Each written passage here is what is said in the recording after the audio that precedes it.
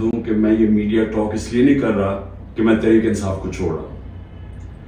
میں media talk اس لیے کر رہا ہوں کہ میں اس وقت چاہتا ہوں میری ساری قوم سمجھے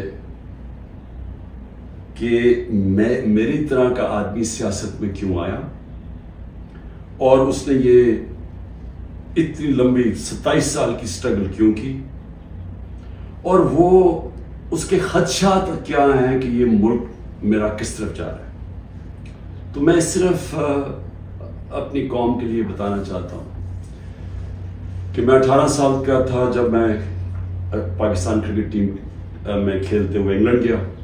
اس کے بعد میں نے وہاں 4 سال پڑھائی کی اور اس کے بعد میں پروفیشنل کرکٹ کھیلتا تھا گرمیوں میں انگلینڈ میں اور سردیوں میں پاکستان ہوتا تھا یا پھر دنیا میں کرکٹ ٹور کرتا تھا.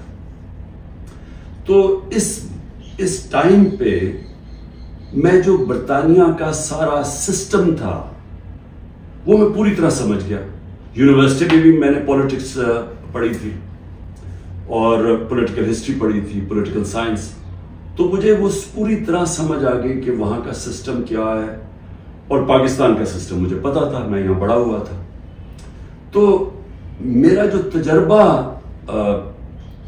جو اس دوران جو میں نے وہاں ان کے سسٹم کو اندر سے دیکھا, یہ بہت بڑی وجہ میری پولیٹکس میں آنے کی وہ تھی. تو میں نے کیا دیکھا؟ میں نے یہ دیکھا کہ اس ملک کی جو سب سے بڑی خوبی یہ تھی کہ وہاں قانون کی حکمرانی تھی, انصاف تھا, رول آف لا تھا. اور میرا سارا جو برطانیہ کے پاکستانی تھے ان سے میری مسلسل ملاقاتیں رہتی تھی کیونکہ وہ میں کرکٹ کھیلتا تھا, وہ کرکٹ میچ دیکھنے آتے تھے. جب میں میچز کھیلتا تھا جو پاکستانی انگلینڈ کے اندر تھے وہ میچز پہ آتے تھے, تو میرا انٹریکشن تھا ان سے. تو میں جو اوورسیز پاکستانی برطانیہ میں خاص طور پہ ان سے پھر میرا بڑا قریب انٹریکشن رہا. تو میں اب آپ کو بتانا چاہتا ہوں کہ فائدہ کیا ہوتا ہے جب ایک ملک میں قانون کی حکمرانی ہوتی ہے, انصاف ہوتا ہے.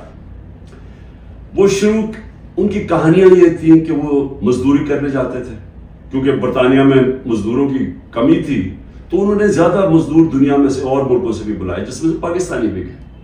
مزدوری شروع کرتے تھے کیونکہ وہ ایک ایسا ملک جدھر انصاف کا نظام تھا, لیول پلینگ فیلڈ تھی.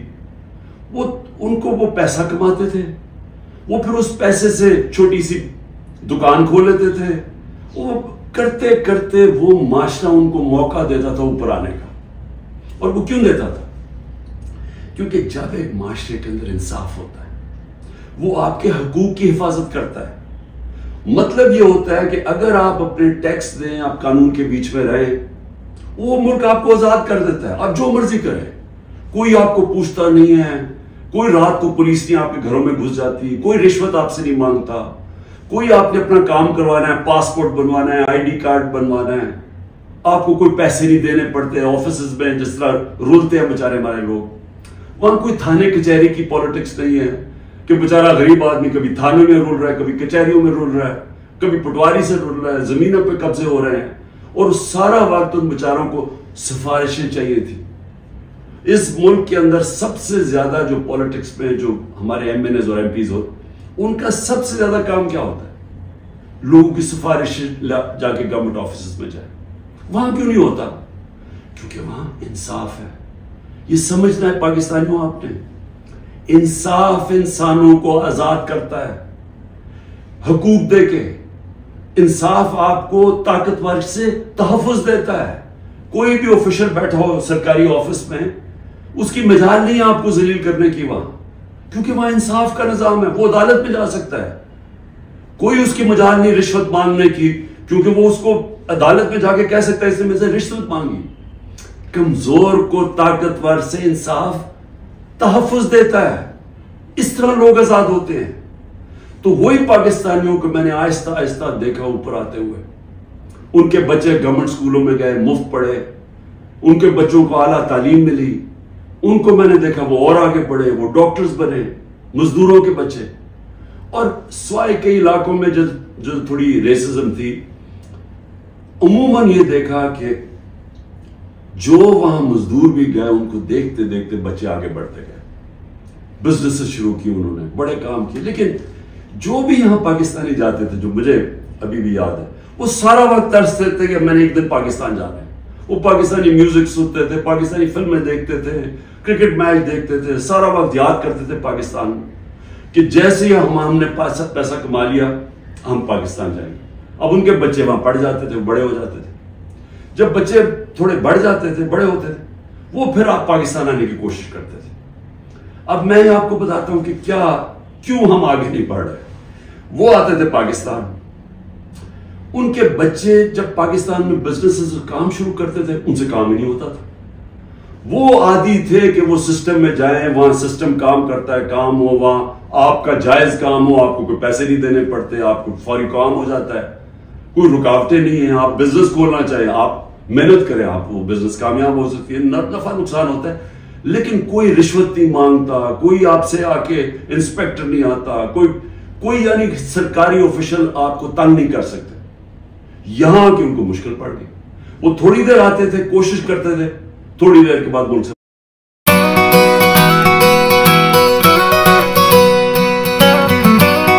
نظام میں ایک وہ نظام جدھر انصاف نہیں ہے وہ نہیں گزارا کر سکتے تھے. وہ بیچارے ماں باپ واپس چلے جاتے تھے انگلینڈ. کئیوں کو میں جانتا ہوں انہوں نے پیسہ اکٹھا کیا, محنت کی, 15-20 سال سرمایہ کاری, اتنا سرمایہ اکٹھا کر کے پاکستان آ کے بزنس کھولی. وہ اس نظام میں ان کی بزنس نہیں چلتی تھی, یہاں رشوتیں دینی پڑتی تھی, یہاں ہر سسٹم یعنی سسٹم میرٹ کو اجازت نہیں دیتا آگے بڑھنے کے لیے کیونکہ انصاف نہیں. اور وہ یہاں تباہ ہو کے میں نے دیکھا لوگ یہاں فراڈ ہوئے, ان سے ہر جگہ زمینوں پہ قبضے ہوئے, ان کے گھروں پہ قبضے ہوئے. جب وہ واپس آتے تھے پیچھے قبضہ ہو جاتا تھا. تو ہوتا کیا تھا, وہ سارے پھر واپس چلے جاتے تھے. اور آخر میں یہ ان کو پتا چلا کہ پاکستان میں ہم بزنس نہیں کر سکتے. اب 1 کروڑ پاکستانی ہے, اب یہ ذرا آپ نے سننا ہے, 1 کروڑ پاکستانی باہر بیٹھا ہے.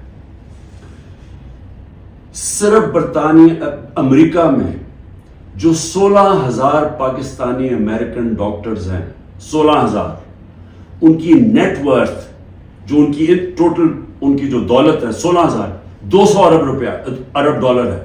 200 ارب ڈالر ان کی نیٹ ورتھ ہے.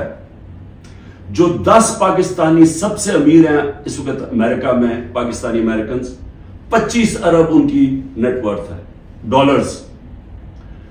صرف جو پاکستانیوں کو یہاں سمجھتے ہیں کہ یہاں حالات اچھے نہیں ہیں, جنہوں نے دبئی میں, اس میں حلال کا بھی پیسہ حرام کا بھی ہے, صرف دبئی میں انہوں نے جو پراپرٹیز لی ہوئی ہیں 20,000 پاکستانیوں نے, وہ 10.4 ارب ڈالر کی پراپرٹیز لی ہوئی ہیں. ہم 6 ارب کے پیچھے, ڈالر کے پیچھے, IMF کے پیچھے بھاگ رہے ہیں. تو میں یہ صرف آپ کو کیوں بتا رہا ہوں, ہمارا ملک اللہ نے ساری نعمتیں دی ہوئی ہیں اس کو, ایسا ملک دنیا میں نہیں ہے. ہر قسم کی یعنی 12 موسم ہے, اوپر سے نیچے جائیں بدل جاتا ہے, ملک بدل جاتا ہے, اس میں ہر کچھ اگ سکتا ہے. زرخیز زمین ہے, اس کو ہم صحیح استعمال نہیں کر پا رہے. لیکن جب تک ہم انصاف کا نظام نہیں ٹھیک کرتے, ہم اس ملک میں اس دلدل میں گھس رہے ہیں. میں اب آپ کو بتاؤں کہ میں نے جب یہ پاکستانیوں سے جو برطانیہ میں تھے, کیونکہ میرا ایسا میں کرکٹ کھیلتا تھا, میں نے آپ کو بتایا میرے ان سے رابطہ تھا, تو تب میں نے فیصلہ کیا کہ ہم پاکستان کے اندر جب تک یہاں ایک انصاف کا نظام نہیں آتا ہمارا ملک آگے نہیں بڑھ سکتا. کیونکہ اتنا بڑا سرمایہ کاری ہو سکتی ہے اوورسیز پاکستانی سے, لیکن وہ آتے نہیں ہیں پاکستان میں, وہ صرف اپنی ریمیٹنس بھیجتے ہیں, جو اصل تو سرمایہ کاری سے ملک اوپر جاتا ہے. تو میں نے پھر تحریک انصاف بنائی 96 میں, اور اس کا نام تھا انصاف کی تحریک. اس کی نظریہ کیا تھا, اسلامی فلاحی ریاست. وہ نظریہ کدھر سے لیا, جو قرارداد پاکستان ہے, آبجیکٹو ریزولوشن ہے, جس میں مدینہ کے ریاست, اس کے اوپر طرز کے اوپر انہوں نے اسلامی فلاحی ریاست لکھی. کیونکہ اسلامی فلاحی ریاست ہمیشہ مسلمان مدینہ کی ریاست کی طرف سوچتا ہے, وہ دنیا کی تاریخ کی پہلی فلائی ریاست تھی. ہم نے اس کا وہ آبجیکٹو رکھا کہ یہ ہمارا گول ہے اور میں نے اپنی پارٹی لانچ کر دی. اب میں یہ اس لیے آپ کو بتایا کہ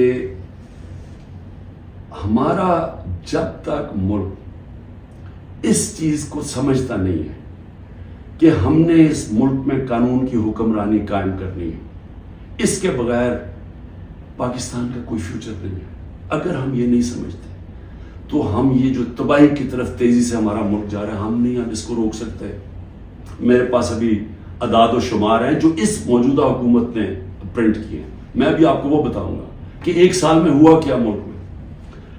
لیکن میں نے ایک اور چیز جو کیونکہ میرا برطانیہ کو میں اندر سے باہر سے اس کے معاشرے کو جانتا تھا، اور جب میں کرکٹ کے آخری دنوں میں میرا سفر شروع ہو گیا، میرے دین کی طرف بھی اسلام کی طرف بھی میں نے پڑھنا شروع کر دیا اور میرا سفر شروع ہو گیا، تو میں نے اس نتیجے پہ مجھے پہلی دفعہ سمجھ آئی کہ جو مدینہ کی ریاست جو میرے نبی صلی اللہ علیہ وسلم کی سنت ہے، کیوں اللہ ہمیں حکم کرتا ہے کہ ان کے راستے پہ چلو؟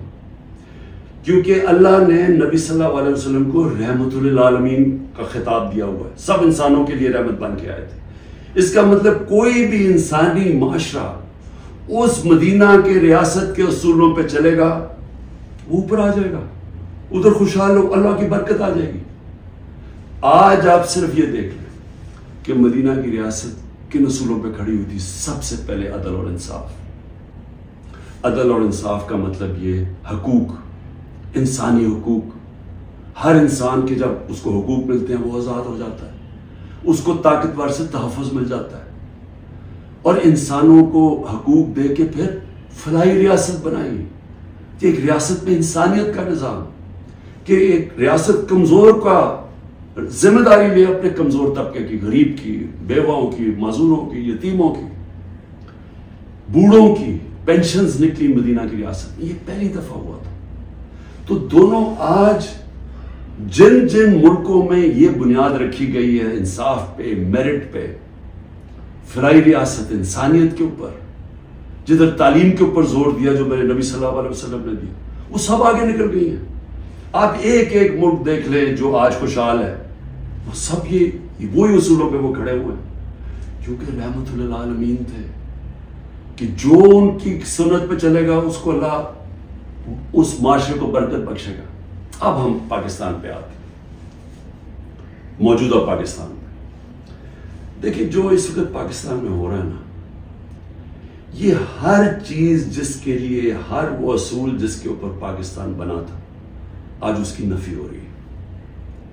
بدترین غلامی ہو رہی ہے اس وقت پاکستان کے اندر. نہ آزادی نام کی کوئی چیز ہے، کیونکہ حقوق ہی نہیں ہے کسی کے. رات کو پولیس گھستی ہے کسی کے گھر میں، سارا گھر توڑ دیتی ہے.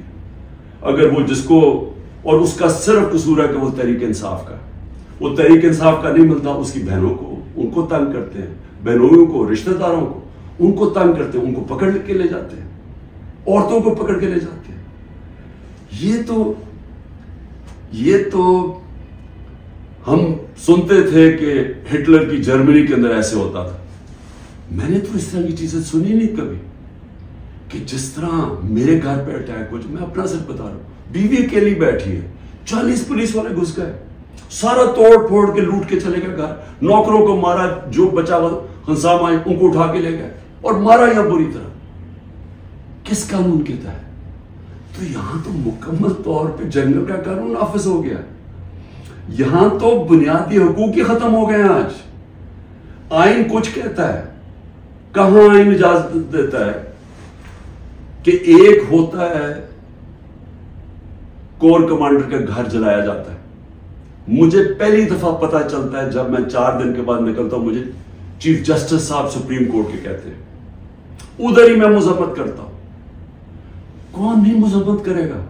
اب جس کو پکڑتے ہیں وہ آگے بیٹھتے ہیں، جی میں پی ٹی آئی چھوڑو، میں جی فوج کے ساتھ ہوں اور میں بڑی مذمت کرتا ہوں 9 مئی کو. تو کون نہیں کرتا؟ ہم نے کبھی کہا کہ ہم نے مذمت نہیں کی؟ کوئی چاہے گا اپنے ملک کے، آپ اپنی فوج کے خلاف کوئی کاروائی کریں یا اپنی فوج کو بدنام؟ کوئی چاہے گا؟ کیونکہ جب آپ کی فوج کمزور ہوتی ہے ملک کمزور ہو جاتا ہے. لیکن یہاں تو ایک عجیب ہی ماحول بنا دیا گیا ہے. وہ کور کمانڈر کا انویسٹیگیٹ کیے بغیر, یہ پتہ ہی نہیں ابھی تک کہ کس نے کیا کیا, اس کے انویسٹیگیٹ کیے بغیر پورا پاکستان میں تحریک انصاف کے اوپر کریک ڈاؤن ہو گیا. اچھا جی کتنی جگہ چلی تھی مجھے تو یہ بھی نہیں پتا, کور کمانڈر کا تو ہمیں پتا ہے, اور گاڑیاں کو ہمیں خود, ہمارے پاس تصویریں ہیں کہ پولیس خود گاڑیاں چلا رہی ہے کہ ہمارے سامنے. وہ ریڈیو پاکستان پشاور کیسے جل گیا, وہ مظاہرہ تو کہیں اور ہو رہا تھا, وہ ایک دم وہ جل گیا. کوئی تحقیقات کیے بغیر اس کا بہانہ لے کے, جس طرح ہٹلر نے اپنے مخالفین کمیونسٹ کو ختم کیا تھا 1933 میں جرمنی میں, جس طرح سہارتو نے اس نے انڈونیشیا کے کمیونسٹ کو ختم کیا تھا کہ جنہوں نے ہمارے کوئی آرمی آفیسرز کو قتل کیا, ان کو ساروں کے اوپر حلہ دیا, دھاوا بول دیا, جو آج ہوا ہے.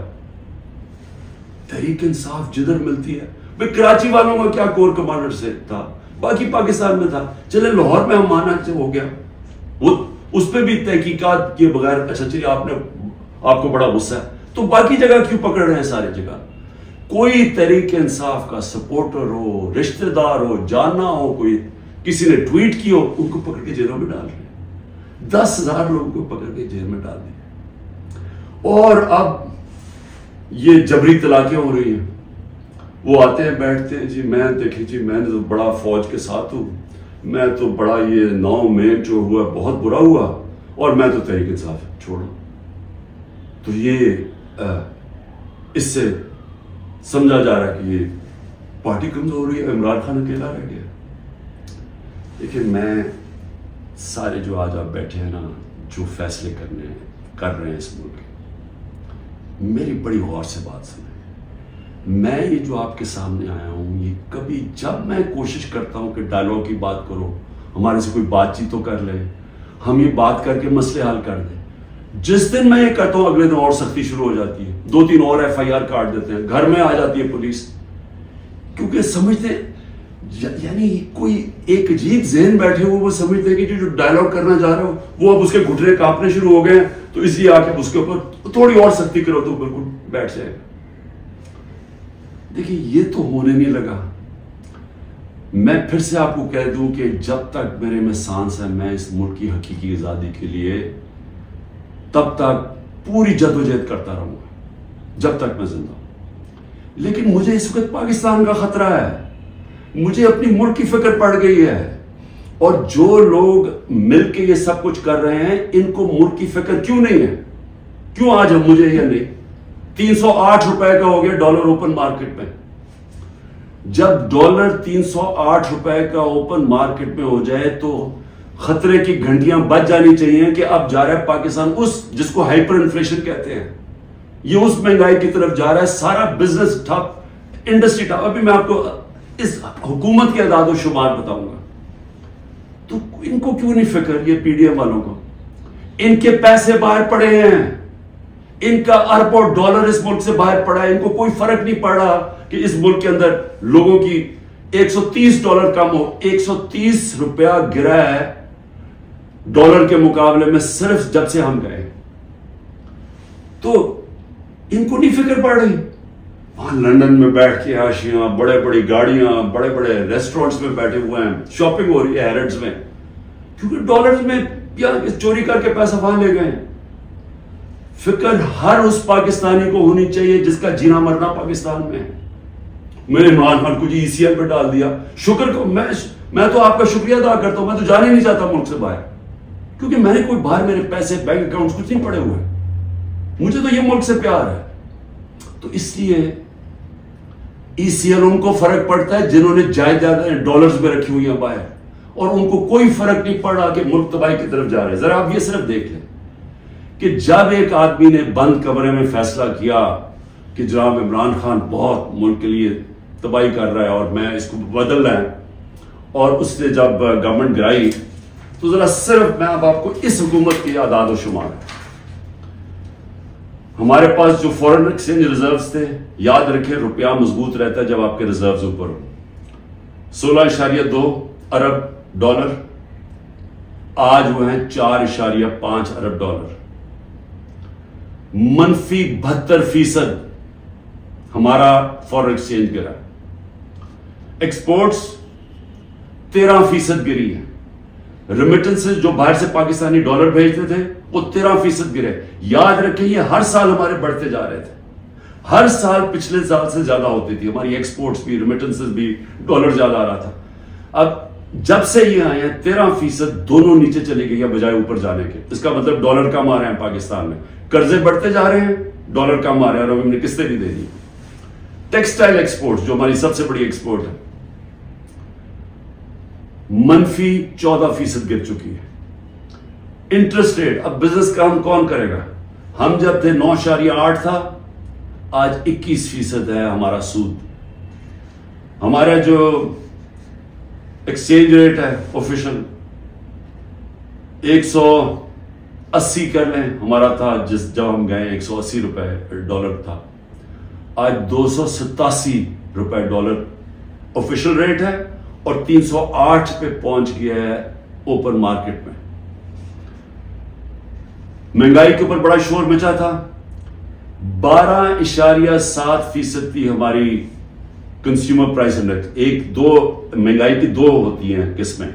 ایک جس کو کہتے ہیں کنزیومر پرائس انڈیکس جو CPI ہوتی ہے, وہ 12.7 تھی. آج 36.4% ہے پاکستان کی تاریخ کی سب سے بڑی مہنگائی. لیکن اس سے زیادہ خطرناک جو سینسٹیو پرائس انڈیکس ہے وہ 14.2 ہمارے دور میں تھی, آج وہ پاکستان میں 42.1% ہے. پٹرول, یاد رکھیں ہمارے دور میں پٹرول 110 سے 115 لیٹر 110 سے 115 ڈالر پہ بیرل گئی تھی. آج وہ 70-80 کے بیچ میں ہے, یعنی ادھر سے آ کے. ہمارے دور میں 150 روپے لیٹر پیٹرول تھا, 145 روپے لیٹر ڈیزل تھا. آج ڈیزل پہنچ گیا 260 روپے اور پیٹرول پہنچ گیا 270 روپے. جب پیٹرول مارکیٹ میں نیچے, انٹرنیشنل تیل نیچے چلا گیا تو یہ آپ ذرا دیکھیں تقریباً 100 روپے اوپر گیا. آٹا جو ہر آدمی کو افیکٹ کرتا ہے, ہمارے دور میں 55 روپے تھا کے جی, آج وہ پہنچ گیا 136 روپے کے جی. 130% کا اضافہ ہوا اس میں, اور یہ عام آدمی کو سب سے زیادہ تکلیف دے رہی ہے. چاول 103 روپے کے جی تھا, آج 202 روپے کے جی ہے. 95% ہمارا چاول کی قیمت بڑھی ہے. یہ بھی عام آدمی کا. گھی, انٹرنیشنل مارکیٹ میں جو پام آئل ہم امپورٹ کرتے ہیں وہ آدھا ہو گیا ہے. آج ہمارے دور میں 468 روپے کے جی تھا, آج 603 روپے کے جی ہے, جبکہ آدھا ہو گیا انٹرنیشنل مارکیٹ میں. اور دودھ 170 روپے لیٹر تھا, آج 170 روپے لیٹر.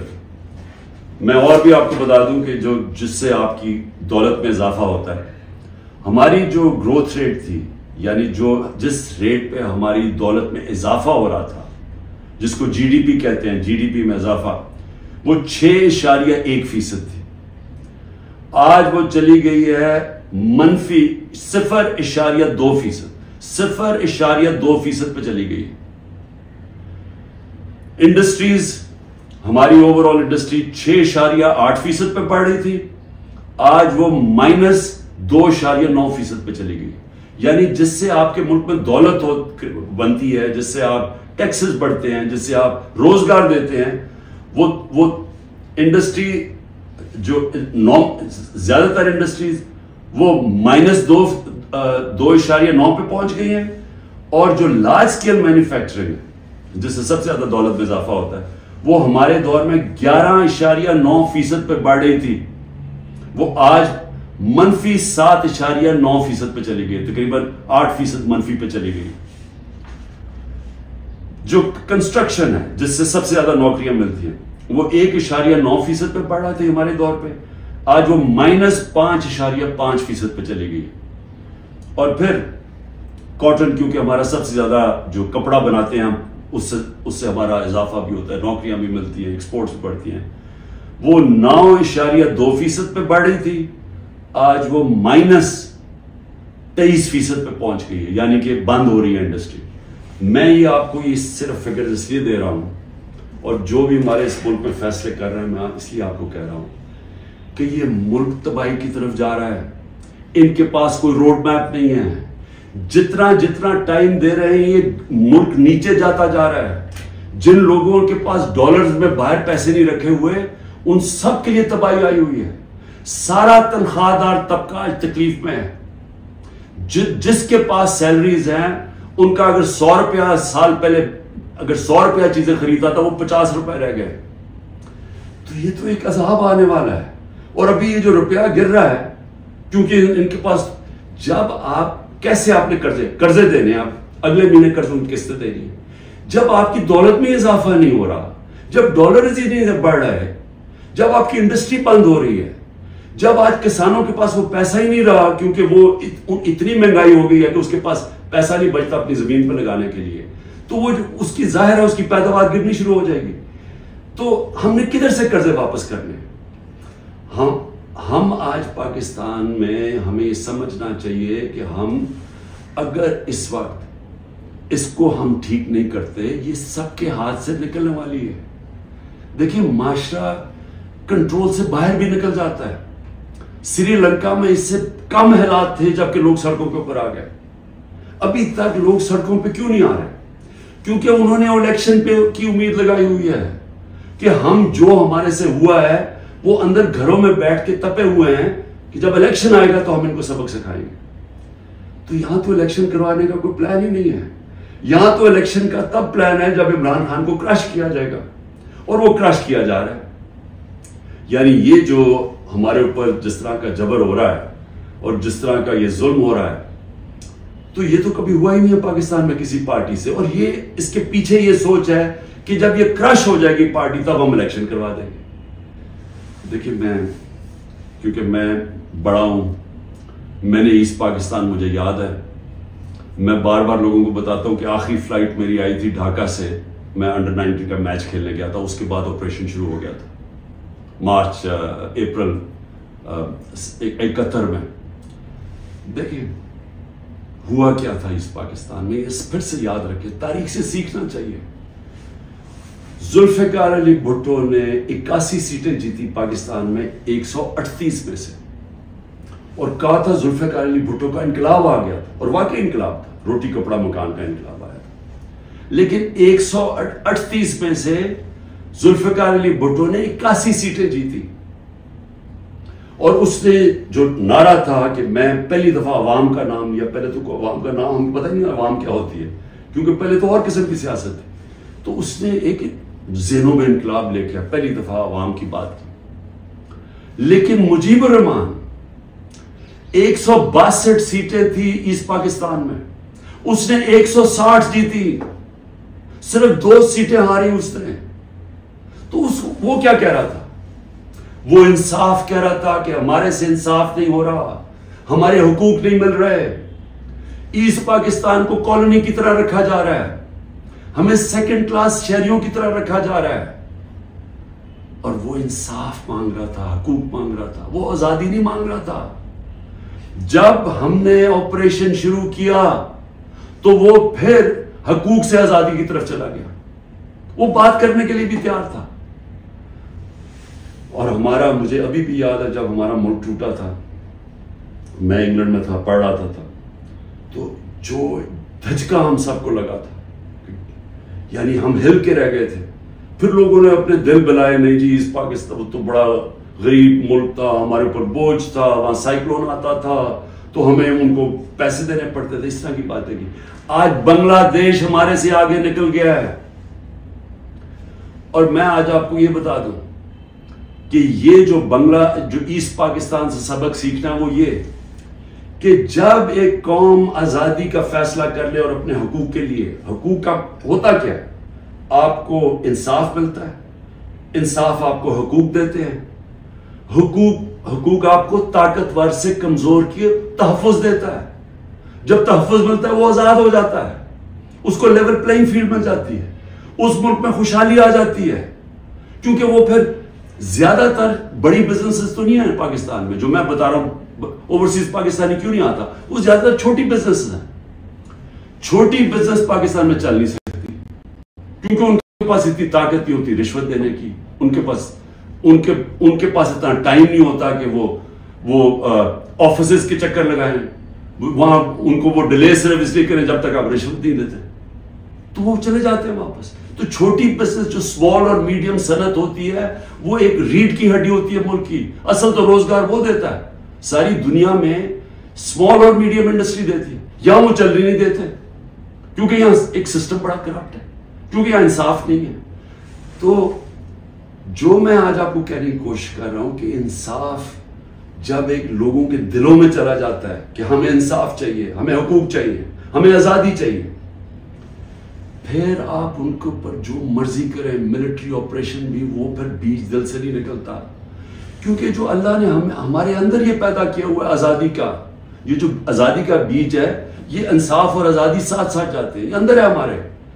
اور اس نے جب لا الہ الا اللہ کہتا ہے، ہم اسے وعدہ کرتے ہیں، وہ ہمیں آزاد کرنا چاہتا ہے اللہ، کیونکہ صرف آزاد لوگ اوپر جا سکتے ہیں۔ تو جب لوگوں کا دل میں آزادی کا جذبہ آ جاتا ہے، وہ پھر یہ جبری طلاقوں سے، یہ پکڑ دکڑ کر کے، یہ مار پیٹ کے، یہ خوف کر کے، اس سے یہ جاتا نہیں ہے، پھر یہ نفرتیں بڑھ جاتی ہیں، یہ اور زیادہ غصہ بڑھ جاتا ہے، یہ کہیں جانے نہیں لگا۔ یہ جو مرضی آپ کریں کہ ہر روز بیٹھ کے جی مجھے تو فوج سے بڑا پیار ہے اور 9 مئی کو بڑا برا کیا گیا، میں چھوڑا پارٹی، تو کیا اس سے پارٹی، کیا لوگ بیوقوف ہیں؟ کیا لوگوں کو نہیں سمجھ آ رہی کیا ہو رہا ہے؟ تو میں آخر میں یہ کہنا چاہتا ہوں، دیکھیں یہ پاکستان کی اس وقت جنگ ہے، یہ تحریک انصاف کو ختم کرتے کرتے پاکستان کو تباہ نہ کریں۔ یہ اگر اس وقت ہم نے سٹیپس نہ لیے، قدم نہ اٹھایا، یہ ادھر چلا جائے گا، کوئی بھی نہیں کچھ کر سکے گا۔ سارا تنخواہ دار طبقہ تھوڑی دیر میں کھڑا ہو جائے گا، جب ان کے گھر میں چولہے نہیں ڈلیں گے، جب ان کی دیکھتے جائیں گے کہ ان کے پیسے کو خریدار کم ہوتی جا رہی ہے، جب وہاں عورتیں ہیں، ان کو پتا ہے کہ جو کچن چلاتی ہیں کہ کیا ہو رہا ہے آج ان کے ساتھ، وہ میں نے آپ کو بتایا سینسٹیو پرائس انڈیکس جو کہ کھانے پینے کی چیزوں کا ہے وہ 42% پہ ہے۔ تو جب یہ حالات ایسے ہو جائیں پھر ایک معاشرہ پھٹ جاتا ہے۔ تو میں اس لیے بات چیت کی بات کر رہا ہوں کہ یہ ٹائم ہے، یہ ملک ٹھیک تب ہوگا جب اس سارے ملک کے ادارے اکٹھے بیٹھیں اور ملک کی سب سے بڑی ایک ہی جماعت جو فیڈرل پارٹی ہے پاکستان کی، وہ سب اکٹھے بیٹھیں اور وہ بیٹھ کے اس مسئلے کا حل نکالیں۔ یہ ڈنڈے مار کے مسئلے کا حل نہیں ہونے لگا، یہ جو بھی کریں گے، میں تو بیٹھا ہوں کہ ہر روز میں انتظار کرتا ہوں کہ کس دن پکڑنے آئیں گے، میں تو تیار ہوں اس کے لیے، اس سے مسئلہ نہیں حل ہونے لگا۔ اس کی سلوشن اس میں ڈنڈے مارنے میں نہیں ہے اور ظلم کرنے میں، اگر یہ ہوتی تو اس پاکستان نہ علیحدہ ہوتا۔ اس کا مسئلہ اس ملک میں قانون کی حکمرانی قائم کرنا ہے، ادارے مضبوط کرنا ہے، سارے اداروں کو اپنے آئینی رول کے اندر فنکشن کرنا ہے، لوگوں کو آزاد کرنا ہے، ان کو حقوق دے کے۔ کبھی اس ملک میں نہیں ہونا چاہیے کہ لوگ گھروں میں بیٹھے اور رات عورتیں نہ پرواہ چادر نہ چادر والی لوگ آئے گھر توڑ کے چلے گئے اور کوئی پوچھنے والا نہیں ہے، اور انہیں پتا ہے کیونکہ وہ طاقتور ہے، کوئی پوچھے گا ہی نہیں۔ عدالتوں سے سارا خوف چلا گیا، عدالتیں جا کے فیصلہ کرتی ہیں، عمران ریاض کو لے کے آؤ، وہ ابھی تک پتہ ہی نہیں ہے وہ کدھر چلا گیا۔ اور جس طرح کے تشدد کی میں نے کہانیاں سنی ہیں کہ جو باہر نکلتے ہیں، کئی لوگوں کو، سب کو نہیں کیا، کئیوں کو تو برے حالات میں رکھا ہے کہ اتنے چھوٹے سے دڑبوں کے اندر لوگوں کو بند کیا ہوا ہے، لیکن کئیوں پہ تشدد کیا۔ تو میں یہ سوال پوچھتا ہوں کہ ہماری جب عدلیہ کی بات، ان کی ورڈکٹ ہی مانے جائیں گے، عدلیہ کہتی ہے الیکشن کرواؤ آئین کے مطابق، وہ الیکشن ہی گورنمنٹ کرواتی، تو یہ ملک تو تباہ کی طرف چلا گیا نا، بنانا ریپبلک بن گیا، یہ ملک تو وہ جنگل کا قانون آ گیا آج پاکستان میں۔ تو میں اس کی آخر میں اپیل کرتا ہوں کہ بات چیت کرنی چاہیے فوری طور پہ، جو یہ کیا جا رہا ہے یہ کوئی حل نہیں ہے، اور اس کو یہ نہ سمجھیں کہ عمران خان کی کمزوری ہے، کیونکہ جب میں یہ بات چیت کی بات کرتا ہوں اور سختی آ جاتی ہے، باہر پولیس پہنچ جاتی ہے، وارنٹ نکلاتے ہیں، یہ مجھے اس سے کوئی فرق نہیں پڑتا، مجھے اپنی ملک کی اس وقت فکر پڑی ہوئی ہے، اور آپ سب کو بھی فکر ہونی چاہیے کہ یہ جو میں نے آپ کو بتایا ہے، آج اگر 308 روپے کا اوپن مارکیٹ میں ڈالر مل رہا ہے تو سمجھ جائیں کہ پاکستان ادھر اب پہنچ جائے گا جدھر سارے لوگوں نے ڈالر خریدنا ہے، کسی نے سرمایہ کاری نہیں کرنی، باہر سے اوورسیز پاکستانی ریمیٹنسز انہوں نے لیگل چینل سے نہیں بھیجنا کیونکہ اتنا فرق پڑ گیا اوپن مارکیٹ اور آفیشل ریٹ کے اندر. تو یہ تو ملک تو جا رہا ہے نیچے. تو اس لیے میں پھر آخر میں اپنی ساری قوم کو کہتا ہوں کہ آپ سب صبر کریں, اپنی پارٹی کو کہتا ہوں صبر کریں. یہ جو کیا جا رہا ہے آپ سے کہ کن پٹی پہ بندوق رکھ کے جی میں پی ٹی آئی چھوڑ رہا ہوں, کوئی فکر نہ کریں, کبھی کوئی پارٹی سے نہیں ختم ہوگی. پارٹی تو ختم ہوتی ہے جب نظریہ ختم ہو جاتا ہے. آج آپ کے سامنے پی ڈی ایم کی جماعتیں ہیں, پوری اسٹیبلشمنٹ کی مدد کر رہی ہے, الیکشن کمیشن ان کے ساتھ ملی ہوئی ہے, انتظامیہ ساری ان کے ساتھ ملی ہوئی ہے. کیوں یہ الیکشن سے ڈر رہے ہیں؟ سارا تو آپ کے پاس امپائرنگ بھی اپنے ہیں, پھر بھی ڈر رہے ہیں کہ جی عمران خان کو پہلے ختم کرو پھر الیکشن لڑیں گے, کیونکہ ان کا ووٹ بینک ختم ہو گیا ہے. پی ٹی آئی کا ووٹ بینک بڑھتا جا رہا ہے, جتنا یہ ظلم کر رہے ہیں اور زیادہ پبلک ہمارے ساتھ کھڑی ہو رہی ہے.